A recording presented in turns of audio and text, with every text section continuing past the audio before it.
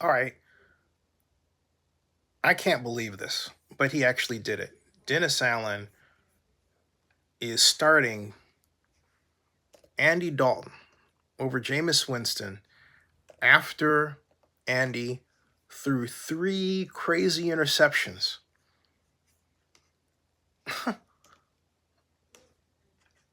The last contest, all right, 3 crazy interceptions. And then he turns around and it just says, well, um, I can't believe I'm actually reading that off to you. All right, it's that crazy. It really is. He says, according to what I've read, I haven't seen the video because I'm at the Saints YouTube site here, and the latest video is from a few days ago. All right, if they have the live stream, they may have taken it down to repurpose it, but they haven't put it up here yet. All right, here are the basic videos here. Okay, this is as of the media availability. See, normally, scroll down here. Sorry about that. There's, come on, scroll down. Jeez Louise, yeah. All right, that was the latest media availability was 2 days ago. All right, so this just happened within the hour. Okay, but get this: Andy Dalton throws not one, not two, but 3 interceptions. He threw 4 interceptions total, I believe 5, but he threw 3 the last contest out. The song was, and it is true because Jameis Winston's representatives and family told me personally that Jameis has not only a bad back, bad hip, foot recovering. So here comes Dennis reporting that Jameis is healthy, but he is going to start. Okay. He's going to start Andy Dalton. Okay. Okay. Uh, so this is outrageous. And I have to make a comment. Author who wrote The Jameis Winston Derangement Syndrome has never once shown his face. And he says it makes no difference if I'm black, white. It makes a difference. All right. You have to stomp out institutional racism. Like, for example, as a momentary aside regarding this guy, I wrote a piece that discovered that Erica Kinsman and her now husband, Jamal Roberts, basically plotted fraud against Jameis. Jameis didn't do anything to her. But they, together with Patricia Carroll, her auntie, who was also a lawyer, plotted to get almost $1 million out of the state of Florida, out of Florida State University. All right. When I shared that with author, this guy, he refused to retweet it. He's not for Jameis. He is not for Jameis at all. Author is not for Jameis. I don't know why he pretends like him, except maybe to make money off of him or something like that by writing a book, but he is not for Jameis at all. He could be maybe a part of that Russian troll group. I don't know. He will not reveal who he is. So I say that because right now is the time where a true fan of Jameis Winston, who's been a fan of Jameis Winston through Florida State like me, gets pissed off because they truly do this thing where they make it harder for black quarterbacks to succeed in the NFL. And in his case, what they're putting Jameis through now is a clear-cut case of psychological harassment and distress. For example, Jameis Winston's representatives told me personally that the contract that Andy Dalton signed was to be the backup for Jameis Winston. That was their impression. So I imagine that's Jameis's too. All right. But now Dennis is recorded as saying that Andy Dalton is starting for performance reasons, when in point of fact, Jameis was injured. Get this. Jameis was injured. I repeat, Jameis was injured. All right. Then they put Andy Dalton in a short passing game where the pass rush doesn't get to him as quickly as it got to Jameis. They got Jameis killed. And I think this was a plot. They got Jameis killed, or tried to get him killed, during the Atlanta game with these awful blocking schemes, pass plays where it caused him to hold the ball too long, and Jameis basically was doing what they asked him to do. When will people stop abusing Jameis Winston? I'm asking, when will people stop abusing Jameis Winston? This has gone on way too long. It's got to stop, okay? All right? This has got to stop, all right? And Arthur says, LOL is a reply trolls use on me. Well, yeah, I'm trolling you right now. He says, I take Christ, his word and his faith, far too serious to call somebody racist without actual proof. And Dennis Allen is playing a guy who started the last 4 games and one who just had one full practice in 4 weeks isn't proof of racism. And I argue that it is, because he says he's healthy. These are not Dennis Allen's words. He's putting words in Dennis's mouth. And I don't know who this guy is. So I don't know where Arthur is coming from. Straight out, I have no idea. To me, if you're an honest broker, you show your face and you talk. Jameis 101 is not an honest broker. He should take Jameis' name off his title until he shows his face and reveals who he is. That's only right. Now, him aside, this stuff about, you should see the number of what Dennis has done has caused a number of people to say fire Dennis Allen. But this is the first time that I've said it. Okay? Yeah, it's a breach of contract. This isn't the first time I've called for Dennis Allen to be fired. I did this years ago when he was with the Raiders. All right? I mean, just because the guy has no attention to detail, he doesn't really understand what he's doing. I wanted to give him a chance, all right? But no. Good defensive coordinator, sure, okay? He's got that. But head coach, no way. No way. Not at all. Okay? Now here, you want to see my history with this? Look, here it is. This is the current one.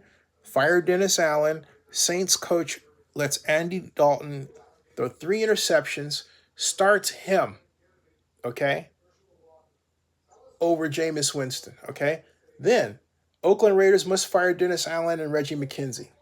Straight out. All right? And, okay? And so, right here. Personal against Oakland Raiders current head coach Dennis Allen, but I've said this before, and I said it with respect to then Oakland Raiders offensive coordinator Tom Walsh in 2006, and I said it again with respect to Oakland Raiders offensive coordinator Greg Knapp, in that they should be fired. Dennis Allen should be fired, but not just Allen. Here, also Oakland Raiders general manager Reggie McKenzie here. And the reason basically is that this administration, first of all, isn't producing wins. Let's get that out of the way. They're not producing the wins. But secondly, it's they select players with this idea of quite literally throwing, and Dennis Allen actually said this in a conversation with Rich Gannon at the 2013 NFL Combine in an interview. We're sort of seeing what fits or what sticks. They don't have a system. Tom Landry, when he was head coach of the Dallas Cowboys in 1960, said it took 3 years for players to basically pick up the system, and then after 3 years you would know who your monsters were. But the trouble is that there's no system where you can actually appropriately evaluate how players are growing over time. And I'm Consider the Raiders went through 11 quarterbacks during... And I'll stop right there. And that's the problem that Dennis has right today. If you have a system for evaluating your personnel and your quarterback, you have that person on a schedule. You know when they're healthy and they're back. You know what drills they can do and perform to do. And you figured out how to design your offense or defense to maximize their potential. Dennis Allen has not done that with Jameis Winston. Dennis Allen has not done that with Jameis Winston. Okay?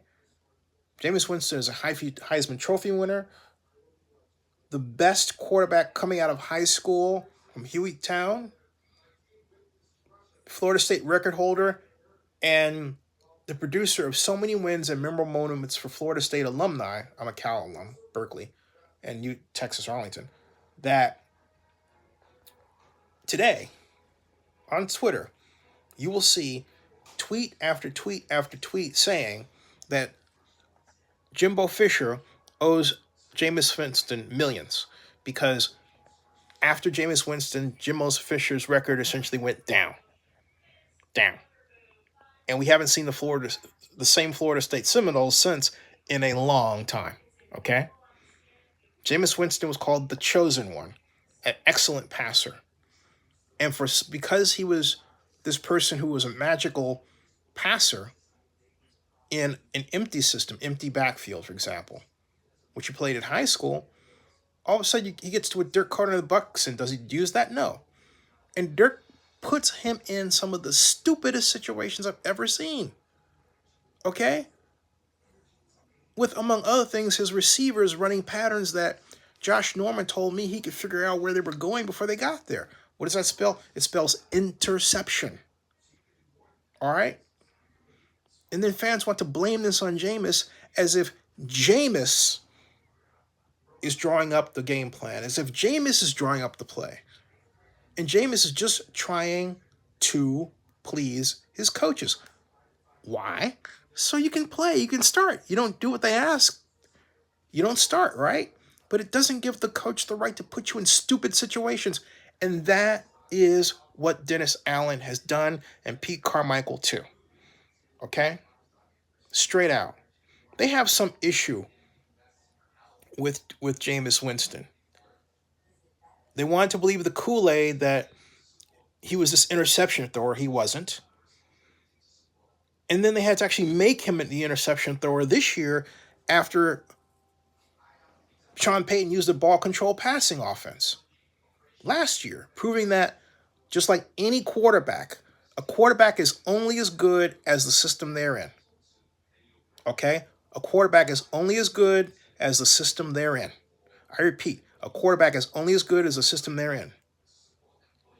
And so the way it's going, is he going to let Andy Dalton throw 3 more interceptions? Andy Dalton was throwing one-hoppers to Chris Olave on more than one occasion. One-hoppers. Andy Dalton was missing people wide open. So don't give me this crap. They have some issue with Jameis. They better be careful because Jameis Winston was 5-2, almost 6-1, or shot and paid until last year. Enough said. Thank you. And the short passing game is the right way, and it's proof. Demonstrable proof, okay? Demonstrable proof. Period. End of story. End of story. All right. An author, you ought to be ashamed of yourself, man. You show who you are. Because you go just so far in Jameis and defending Jameis, but when it comes to really putting yourself out there, you go and you hide in the couch, you know? Put your head down there. I don't even know what your head looks like. Okay? Maybe that's it down there. I don't know. My point is, you don't take the reins and be a leader, man. You don't call for action. And you claim to be a warrior for Christ. You are not a warrior for Christ. Warriors for Christ go to work. All right? I am not. No. No. I don't hide. I am Zenny Abraham, chairman and CEO of Zenny 62 Media Incorporated. Yeah, and with the running game and play action. They're going to go against the Raiders. The Raiders. Of all teams, the Raiders. The Raiders are going to eat the Saints alive. Let me put it this way. I'm a Raiders fan. I'm actually rooting for the Raiders to eat them alive now. I want Dennis fired. I'm sick of this. I'm sick of, coming up with excuses for him, and he gets up to the point, well, guys, um, well, um, you know, and all this stuff. Horrible. Just horrible management, horrible coaching. And then, yeah, I'll be back on the bandwagon. They put Jameis in because that's the way the last year was supposed to be in this year. Okay? Last year, they tried to have him compete against the guy who's not really a quarterback, and that's Taysom Hill. And then this year, they're going to put him in. They just couldn't stand that he's good. All right? So basically, you feel, one-on-one Smooth is taking a back seat. He is not leading. He is afraid. Okay? He is afraid. On Twitter, he is afraid to lead. He's afraid to go and say, hey, you know what? All right, Dennis should be fired. And then one-on-one, we had a lot of back channel conversations. He'll say, well, I'm for him. I want him to get the best deal. But see, he has no problem. Hey, Barry Lee, he has no problem authoring one-on-one, allowing a situation that isn't good for him. Anyway, I've said my piece. I'll be back for more later. Subscribe to Zenny62 and bookmark oaklandnewsnowblog.com. And thank you for your comments.